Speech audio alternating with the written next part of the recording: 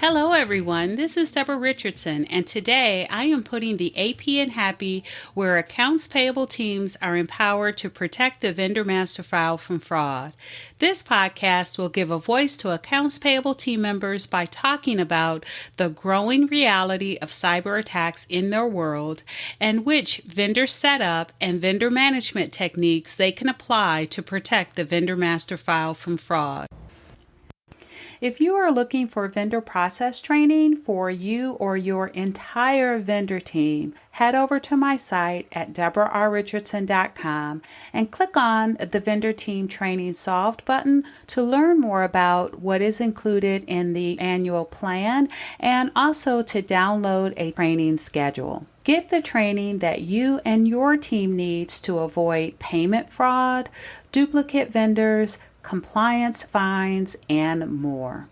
So validating vendor banking information is critical. One, to make sure that your payments are successful, and two, to validate that you are paying your actual vendor and not a cyber criminal. Now, there have been some changes in resources, so if you want to hear the updated resources for 2022, keep listening.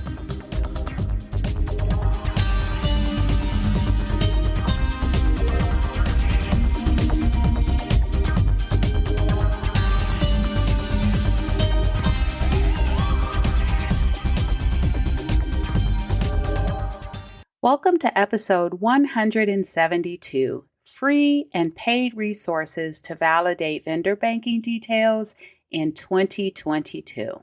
Now, I published a blog post and a podcast episode 103 back at the end of 2020, so just about a year ago, with some free and paid resources to validate vendor banking. Well, there have been some changes. One I was notified that has been removed, and then there's one that is added. So I thought I'd take this episode and talk about those updates. But first, I do want to say that I recommend, as part of your vendor add and change process, that you authenticate your vendors first, or you authenticate that requester that is sending you or asking you about how to add banking to the vendor record. And when I say authenticate, I mean the same thing that your bank does to you when you call in. They don't just start talking to you. They will ask you 2 to 3 identifying questions first to make sure you are who you say you are. Now, if you want some help with that, I do have a podcast on it. It's episode 115. Or you can check out my YouTube channel. I do have a Vendor Master File tip of the week. I do those every Tuesday, but I do have one for authentication. So if you want to see what that's all about, go ahead and either check out the podcast episode 115 or the YouTube channel for my authentication Vendor Master File tip of the week. Let's get started, and I am going to break the bank detail validations or banking details validations into 2 separate areas. One is verifying the bank branch data, because that's important too. And then 2 is the bank account ownership. So let's start with verifying vendor bank institution information. And you might want to think, well, why do I need to do that? It doesn't really have anything to do with fraud. Well, it could if it's not a valid number. That could be a red flag for fraud. But you also want to make sure that the routing numbers that you send in that pay file to your bank to send to your vendor's bank is still valid. Bank mergers and acquisitions happen all the time, and that changes the routing numbers. And if you continue to send an incorrect routing number to your bank to transfer to your vendor's bank, you're going to end up getting a notification of change at NOC, which you probably are getting those from your bank. You have a way to get those from your bank, either by fax or email. And when you do receive those, you need to fix whatever the problem is, because in most cases, either, I don't know if it's your bank or the vendor's bank, will fix the routing number for you so that the payment can be successful. but they're going to send you that NOC, notice of change, to say, hey, we fixed it for you, or that says, hey, we fixed it for you, but then tells you what it is so that you can fix it in your system and not send it again in the pay file, so they don't have to keep fixing it. Because after a while, they are going to file a NACHA complaint, and I'm not sure if it's called a NACHA complaint, but they're going to file something with NACHA, and then you can ultimately be liable for a NACHA fine because you haven't updated that information. So it's very important to update it for that reason. And then also for U.S. banks, sometimes the routing numbers are different for ACH versus wire, and so you do need to confirm that as well. So starting with U.S. routing numbers first, you can use the Federal Reserve Board. They do have a free Fed ACH and Fed wire lookup. All you have to do is key in the routing number and it will tell you if it's valid, and it will bring back the bank so you can compare it. So you validate to confirm it is correct for the bank and that it can be used for the payment method intended, ACH versus wire. Now, this is free. And I do want to say that all of the links, resources that I'm talking about, I will have links in a companion blog post. So I'll link to the blog post in the show notes, but you can go to the blog post and you can see all the links that I talk about for these resources. Okay, now this next resource is if you have Canadian banks. So for Canada routing numbers, you want to check the Payments Canada site. And what they have there is a directory of financial institutions or branches of the financial institutions. And so you can verify there. It's not like a lookup tool like it is for the U.S. on the Federal Reserve Board's site, but they do have PDFs that you can download and just verify that those routing numbers are correct. All right, so if you don't have a U.S. bank, you don't have a Canadian bank, and you also don't have a bank that requires an IBAN, you're going to have a non-U.S. bank that requires a SWIFT or BIC code. And that, again, is for banks and countries that do not require an IBAN. And so there is a place to go. Swift.com offers a free lookup tool where you can, again, validate that BIC code for non-U.S. banks that do not use an IBAN. And again, the purpose here is just to confirm that that number is correct. All right, so the next one is the IBAN. And to validate the IBAN, what you're really validating are the different pieces of data that's included in that IBAN. And I should have grabbed what's included, but the segments in there include like the country code, the bank branch information, the check digit, bank code, if I'm correct in that. And then also it includes the account number as well. And the thing about the IBANs is that every country has a different format. And so you do want to make sure you validate it. But I will tell you, if you Google like an IBAN tool and you enter it in there and then you try to trust those results, may or may not be accurate. I remember as a practitioner, I had two of my team members put the same IBAN into two different tools, and one tool said it was good and one tool said it wasn't. So for a free version or a free option, I would say to verify the IBAN format with the vendor bank if possible.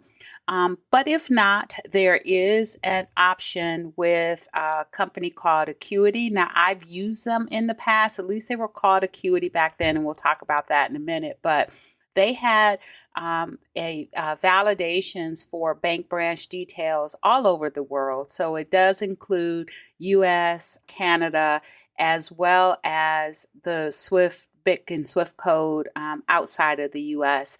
But they also had something called IBAN Complete that would validate the IBAN number as well. So those were the offerings. And I say that in past tense because Acuity was purchased by the same company that owns LexisNexis a few years back. And last year, they really combined the Acuity LexisNexis platform. So if you try to go to the Acuity site that I originally had in the link from the previous post and previous podcasts, you'll see that it goes directly to LexisNexis. So this can be called something different.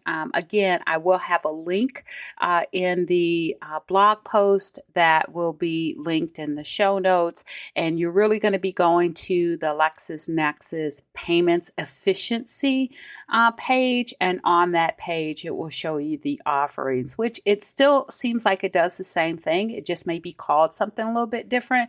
So check that out if you are interested. And I guess it doesn't need to be said, but if you do sign up for LexisNexis or Acuity, their payments efficiency, any of their payments efficiency products, that is a paid subscription or a paid service. So for verifying vendor bank institution information, there are some free services for validating that U.S. routing number, that Canada routing number, that BIC or SWIFT code, and also with the IBAN if you check with the vendor's bank. But there is also a paid option that combines really all of those with the payments efficiency product that is offered by Acuity/LexisNexis. All right, so let's get to the second half, which is verifying vendor bank account ownership. And what does that really mean? That means that you can verify the vendor legal name matches the bank account owner name on the bank account. And in some cases, you're also able to validate other pieces of data, like the tax ID that was used to open up the bank account matches your vendor's tax ID, and some even give results back, such as D&B, Dun & Bradstreet number that you can use to verify, again, that it matches what's on file for your vendor. All right, so the first two, I have a question mark about whether or not they are free, because it's really depending on your bank and the relationship you have with your bank, but they could be. So the first one is a pre-note, and the purpose of the pre-note is to just verify that the account number and routing number is good, that you can have a successful deposit into that account. The con with it is it doesn't always return the bank account holder's name, because banks are not required to return that information during that pre-note process. And if you can't verify the bank account holder's name, then you can't really verify bank account ownership. So the pre-note is available, but it has its limits. The next one is the micro deposit. So I know of quite a few folks, some clients that do micro deposits. And the point is that you would deposit a small amount into your vendor's bank account, have them go into their bank account, take a screenshot of that amount, and then therefore prove, one, that you can make a successful payment, and two, hopefully that they are your vendor and not a cybercriminal. Now, there are cons with this as well. The first one is that you may need to chase your vendor, because that micro deposit is going to take some days. And so your vendor has to know that they need to go in there as soon as they see that micro deposit, so they can give you that screenshot and you can finish that process. That follow-up, though, can be significant. It can be a very manual process, especially if you can't get a hold of the vendor. The other thing is, too, when the vendor takes that screenshot, they may not want to give you all that information, because you're going to want them to include the legal name, the bank account name. If they're taking it from a statement or from the screen, you want the bank account holder's name in that screenshot.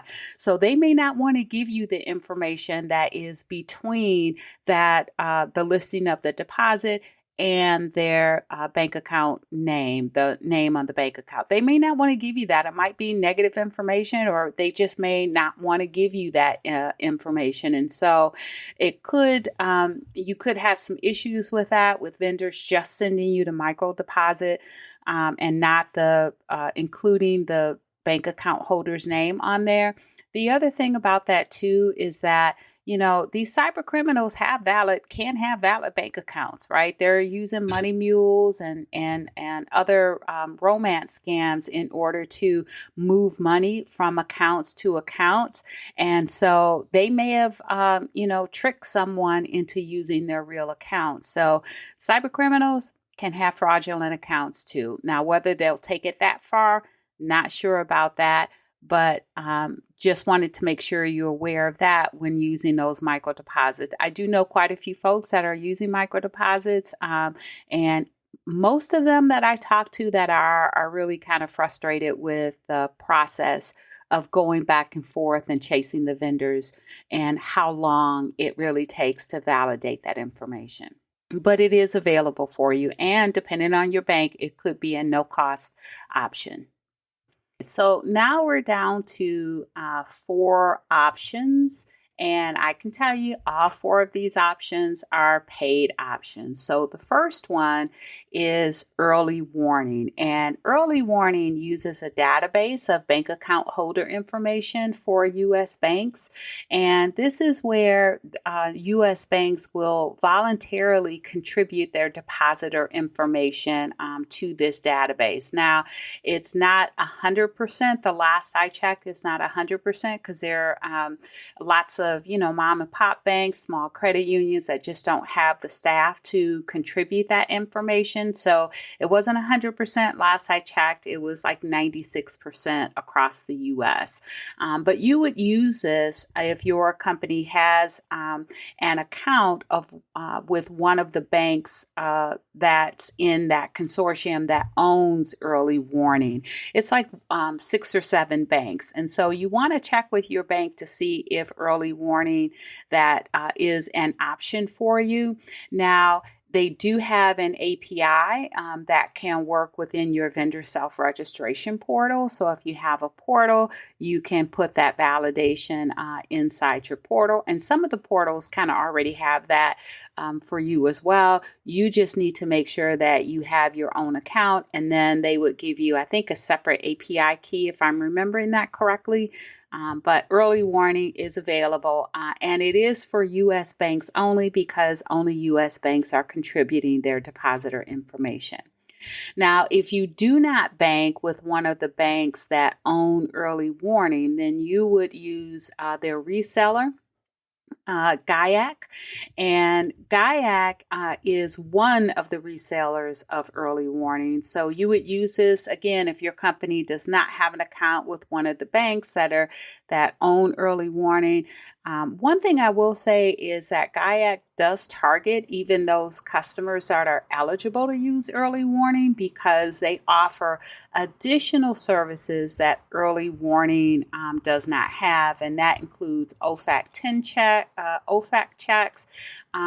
They do verify 10s, but not necessarily 10 checks. So they'll check other database resources to see if that vendor's legal name and tax identification number have been seen together or entered together on another database. So it doesn't match it against IRS records. It just verifies whether they've been seen together in other databases they use for resources. They can also do address ownership checks as well. And just like with early warning, they do have an API that you can use in your vendor self-registration portal if you have one.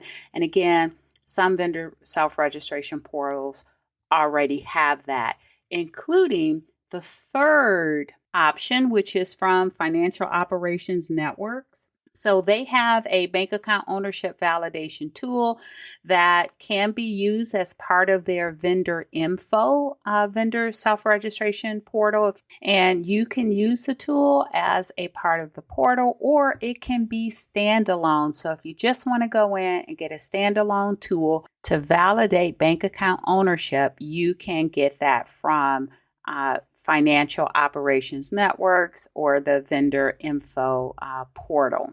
Now, one thing I do like with the vendor info portal or including this as or using this as a standalone portal is that you can have the vendor go in and trigger it. You can have them upload or enter in their banking information, and then accounts payable can see the results, or accounts payable can go in and enter in their banking information and see the results. So you do have a choice there.